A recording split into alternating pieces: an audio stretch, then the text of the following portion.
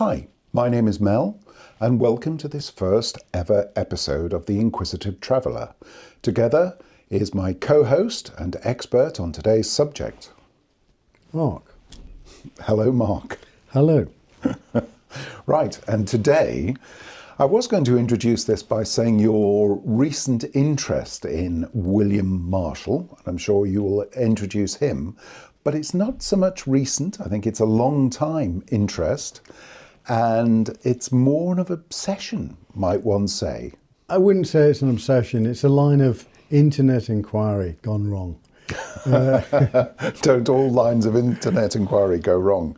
Well, Mark, would you like to introduce William Marshall, Guillaume le Marchal, or whatever he's going to be called today? Okay, so he was born in England. We know that. We're pretty sure of that.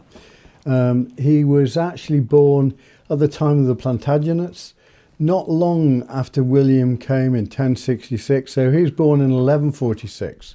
So 80 years after they arrived.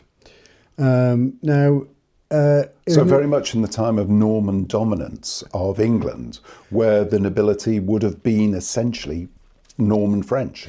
They had gone past the point of consolidation through violence, the control of England over the Saxon families. Mm-hmm. And of course, it was after the time that they'd advanced into Cumbria, which was a Brittonic kingdom, and advanced as far as Carlisle. England wasn't English as we might think of it, but was very much ruled by this people from northern France, the Normans. The Normans, of course, they weren't really Frenchmen, they were Norsemen. So they were from Scandinavia, and they actually invaded northern France. And then through a complex series of arguments, William decided he was the rightful heir. This is not William Marshall, this is William Guillaume le Bâtard, William the Bastard, yeah. Who later became William the Conqueror, yes. Once he had conquered England. Yeah, you can't leave yourself name that, can you? No, if you're called the Bastard, you're going to quickly do something to change that. Yeah, you have to rename yourself. And he invaded England, so fair enough. And it would have been really a difficult time. So coming back then to the England in the early part of the 12th century, we've had the Norman invaders and not long occupying the country, maybe 50, 60, 70 years, something like that. They've suppressed the Saxons and replaced the Saxon aristocracy with a Norman aristocracy that speak French. Where does William Marshall fit into that? When was he born? What are his origins? So he's born 80 years on from it. 80 years on from the invasion. From the invasion. Yeah. And it's probably all starting to settle at that point. But it's still unstable. People are still fighting each other. There's instability amongst the rulers themselves. Yes. And he was fortunate. He obviously had a good brain, mm-hmm. And he was physically very strong. And he was quite tall as well for a man of that era, wasn't he? Yeah, he was a tall guy. So he was a tall guy. He was an obvious warrior. Yeah. So if you go to Temple Church, where he is buried, and we'll no doubt come on to Temple Church, but you can see an effigy of him, and he is quite a physical specimen, as it were. Being born in 1046, you would imagine that most people are going to be pretty short, and yet William Marshall looks to have been well over 6 foot tall, which no doubt helped him exert the power that he did exert. Yeah, because he became excellent at physical combat and trials of combat, and apparently there was nobody else to match him. Yeah. So he had those very strong attributes, which have been important at the time, because it was a time when physical ability to defend yourself was actually very important. Yes, indeed. Yeah, the rule of law was somewhat thin and exercised only by those who'd got power by hook or by crook. So he was born in a turbulent time, and I think he was a younger son of John Marshall, who was a land-holding noble. His family had come over, I think, with the William the Conqueror, or shortly thereafter, and been granted lands there. So presumably William Marshall would have been brought up speaking Anglo-French or Norman French. So he didn't have a privileged start then in life. It wasn't the lowest of the low. No, for sure not. Yeah, he wasn't the lowest of the low. He wasn't particularly high up the pecking order. Well, it's thought, I believe, also that he would have been educated, so he'd have had to have learned Latin. Yeah. And presumably his knowledge of Latin, which we'll come on to later, when he's involved with negotiations, because all the documents at that stage would have been written in Latin, would have, played a part in all of that. So one of the most well-known facts about William Marshall, that even is soaked into me before I went to the Temple Church, was that he served, I think it was five monarchs. Yeah, it could be argued it was even 6, because if you include Eleanor of Aquitaine.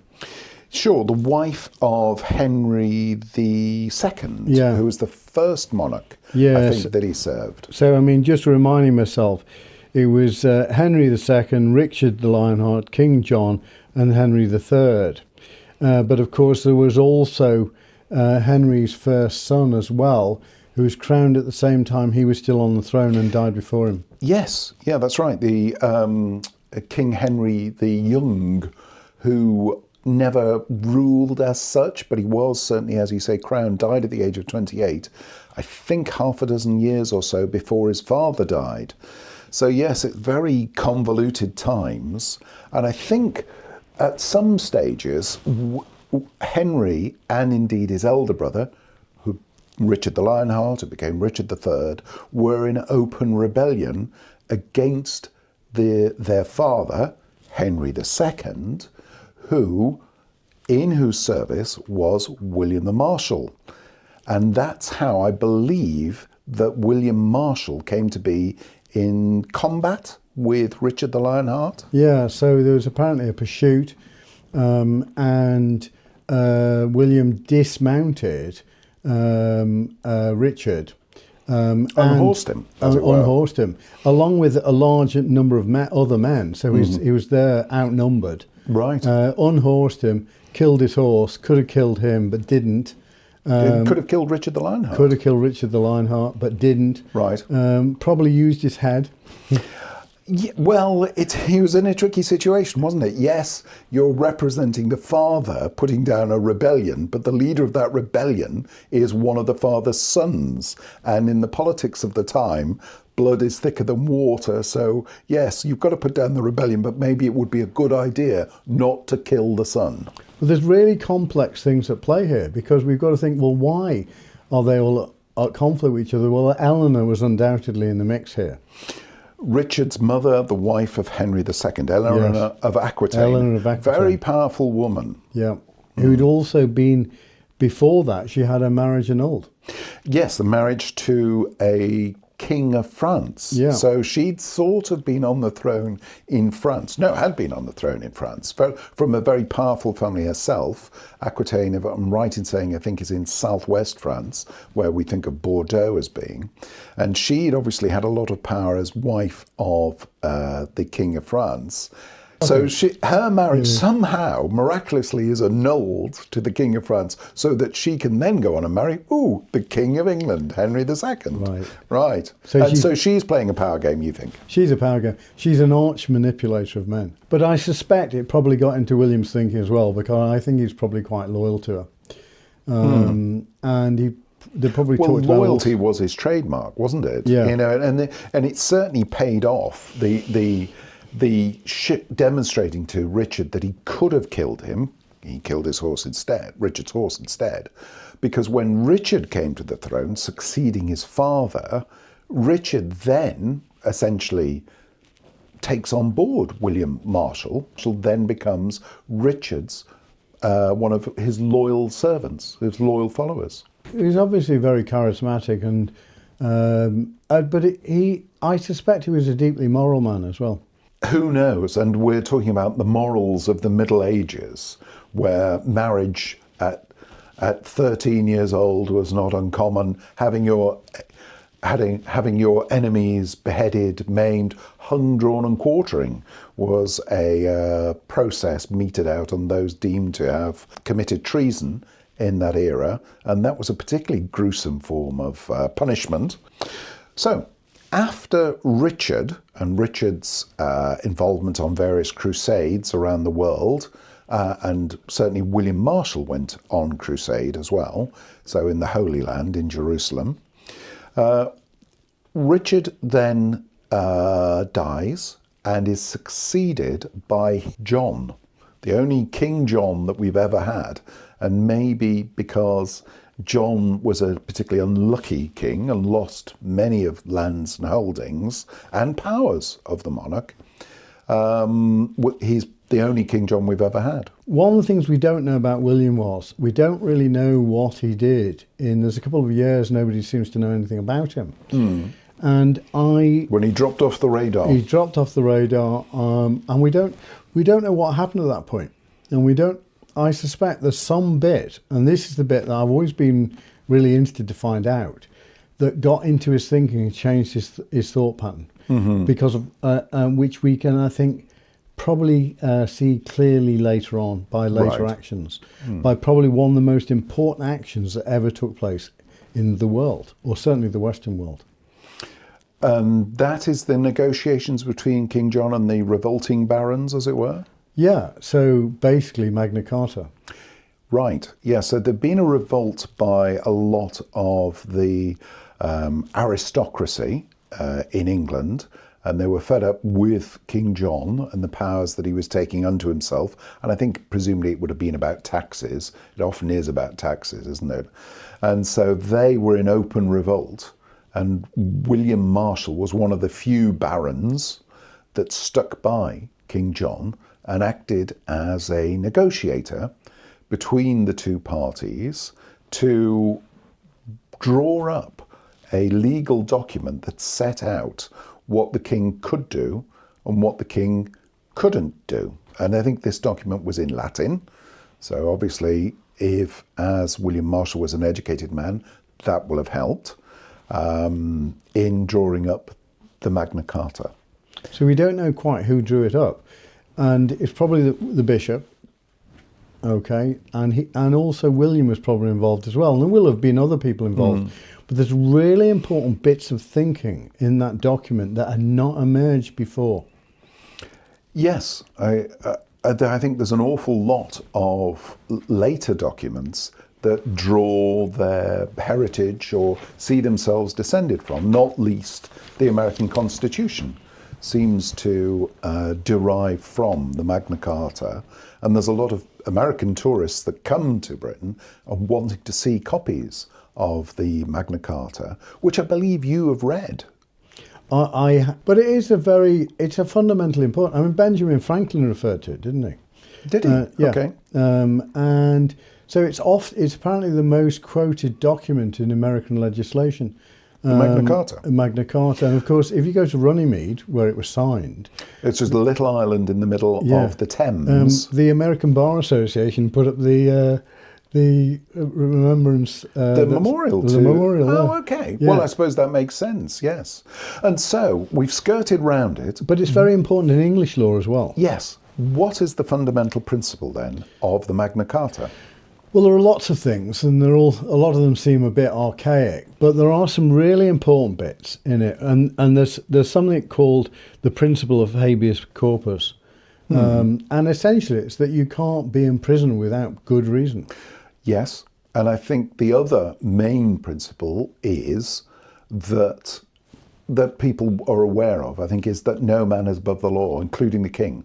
Yeah. Everyone's bound by the law. Whereas prior to that, a lot of kings had sort of, well, my power comes from God. You know, I am a godly thing. Why would the law apply to me? I can do as I see fit. Whereas the Magna Carta said no man is above the law. It kind of, but it basically put in the judgments in the hands of the courts. So nothing was perfect. No. But you had to be basically a court had to say no. We can hold you. We can imprison you. We Yes. can execute you. And even Of course, the other really important point about it was, and this is why. So this was very, very different thinking, and I'm sure it was William, because if you look at his actions over the time, it's all about loyalty. It was about maintaining stability. Rather than having revolution, we had stability and evolution. A basic English principle, fundamentally different than many other countries. Yeah. England has always been about evolution of thought, rather than revolution, where lots of people get killed, some other bad guys end up in, and it's no better. So we just slowly evolve. I think that the Magna Carta was one of the first times, if not the first time, that these things were written down.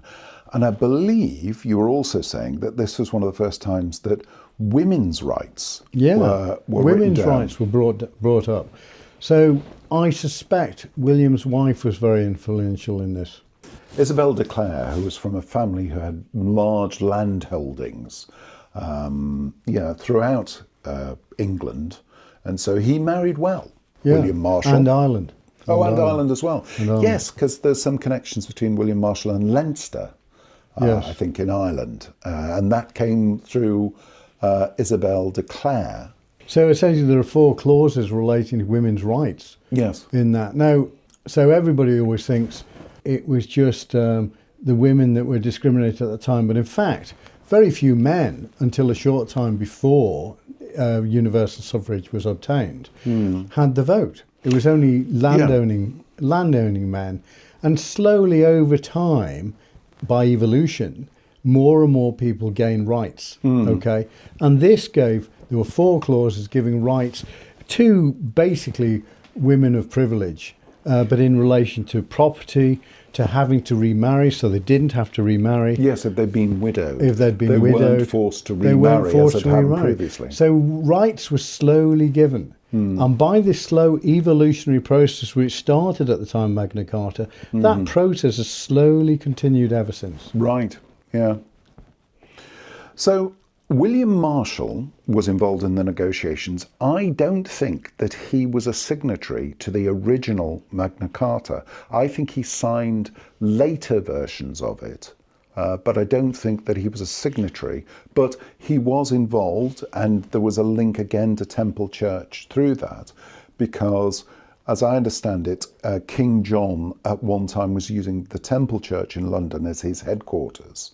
Although ultimately, as you say, Runnymede was where the document was signed and became essentially law and the foundation for a lot of law in the Western world. So after King John, we then move on to Henry III. King Henry III was King John's son, but too young to reign when King John died. So William Marshall was regent.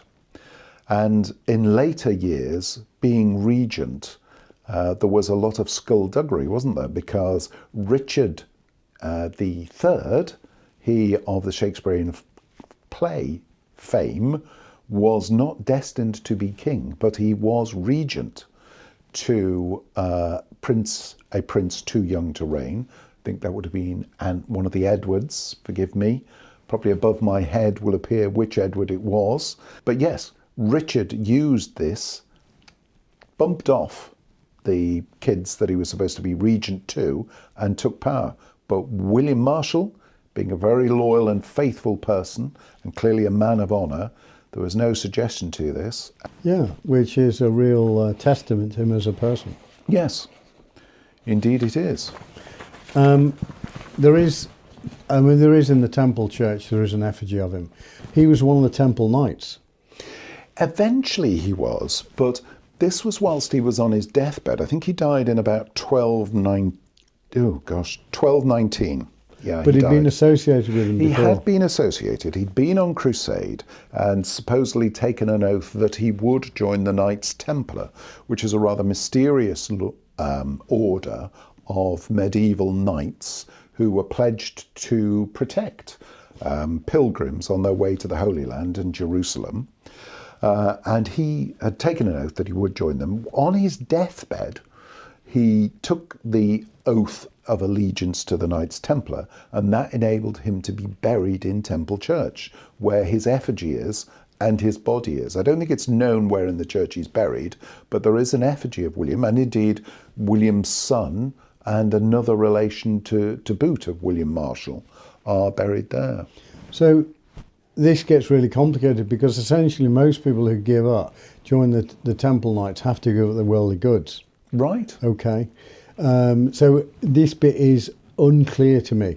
There were various different orders. Yes. So there was the order of Order of St. John. This is St. John's Ambulance. So this is the order of knights that at one stage were stationed on Malta, is that? Yes. Ah, okay. So that order. So there were various different orders. The Knights Templar were very important, but in the days before we had electronic banking, we had bank cards. Yes. And we could go to an ATM in, Argentina and draw out money. Yes. And we've got a bank in England instantly. Before all that time, there would be Thomas Cook, and Yes. Thomas Cook who used to issue traveller's checks. Yes, or they did. promissory notes. Yes, I remember that. So you could sign these things and you could go, it was recognised that you would go somewhere and you would get money. Yes. Well, the Temple Knights would enable, in exactly the same way, through promissory notes, people to travel throughout Europe and the Middle East, because they would have bases of various different places and they would say, well, okay, here's your promissory note, go to such and such, they will recognise this and they Right. will give you money. So you wouldn't have to carry your gold with you. So it was the original form of banking. And of course, it was the reason ultimately for their demise. Yes, they were brutally suppressed and their lands were seized, Yeah. including Temple Church. And for 300 years, the monarch, whoever it was in power at the time, kept Temple Church and all the other possessions taken from the Knights Templar order. And it was only after, it would be sometime in the 1700s, that the Temple Church was then granted by the monarch to the Inns of Court, which are the organisations that oversee barristers and judges, who are one of the types of lawyer that you get in the United Kingdom. William had lands all over the place. Okay. There is some suggestion he had a connection with central Lancashire. Now, of course, Lancashire being the most important county. Naturally. Okay. But it wasn't the most important county until after the Plantagenets had gone. Okay. And the Duchy of Lancaster. Yes. Okay. So. And why the Red Rose of England is the Tudor Red Rose. Yes. Yes. So it was sometime later. But even the Tudors being the successors to the Plantagenets. Even then, it was important. And I suspect William had some links to Lancashire because it was far away from London. Okay. It was far away from the south. It was remote from spying eyes. And he will have come through here. And it's likely, again, there is some suggestion he stayed at Clitheroe and that he will have wandered north from Clitheroe across the Trough of Bowland, past Quern Moor, Yes. and over the Crook of Lune, where we're going to show you a small picture of the site where it's likely he crossed the Lune. Well, certainly if he stayed at Clitheroe, the route to take him to Cartmel, where he definitely did have holdings, and he's the founder of Cartmel Priory, the route then took you across the sands. Yes, so he would have gone up that road, across Crook of Lune, and over to the sea. But Cartmel was fundamentally important. So Cartmel was further south, further north than Clitheroe. So we would have come across to the sands at Morecambe, which are treacherous. They are, and you need a guide. You can go across to Cartmel, and Cartmel Priory was essentially his think tank. So he had his monks there praying and thinking, and probably thinking about the issues, and possibly even associated with the thinking behind Magna Carta. Yes, who knows? I mean, he was a very learned, very loyal man, as we know, with prowess in arms. Yes, there was a lot about William Marshall that was admirable. But at that point, we start moving into a next episode, because we need to talk about what happened to the Knights Templar and what happened to the money, because the money Yes. is the big issue.